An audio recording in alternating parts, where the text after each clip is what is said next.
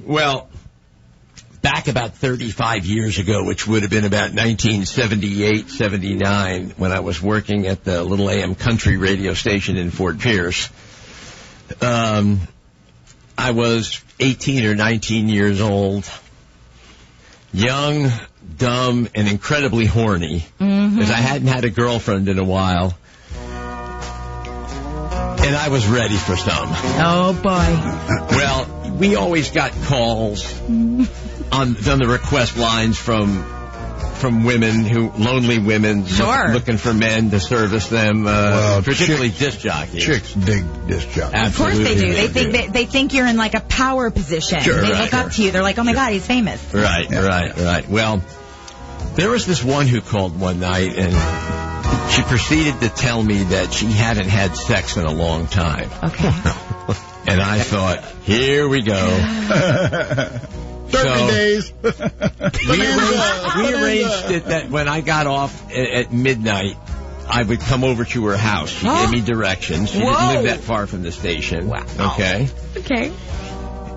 And I was driving my grandfather's car because my car was in the shop, and he loaned me his 69 or 1970 Buick Skylark. Good car. It was yellow with a black vinyl top and a black interior with bench seat in the front, right? A huge engine. I had one of those. Did you? Yeah, that same car. It was great. Well, so I drove over to her house, and she says, we can't stay here, because she was living with her mother, and she didn't want to wake her mother up. So with all the screaming and yelling she's going to be doing, the moaning and all that. The ecstasy, unparalleled heights. Yeah, he's going to bring her too. So I said, well, do you know of any place where we can go? And she says, yes. It was about this time that I started to notice that she was practically a midget. What do you mean? She was probably like 4'6" or 8". She was really short. Okay. And she had the worst tobacco-stained teeth I had on a woman I had ever seen. Oh, God. But as I had mentioned, it had been a long time. Oh, boy.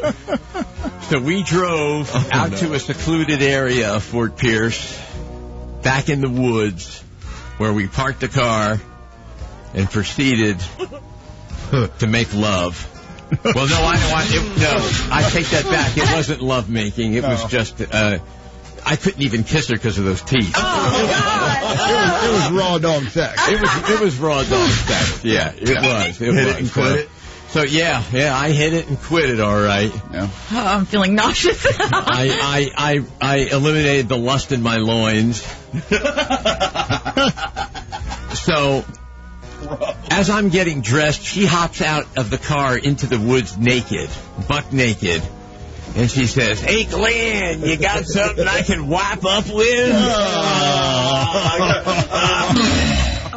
Well, she looks into the back seat of my grandfather's car and says, "Oh, here it is. I found something."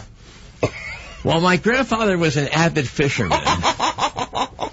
He kept tackle back there, a rod broken into several pieces, taken apart in his reel.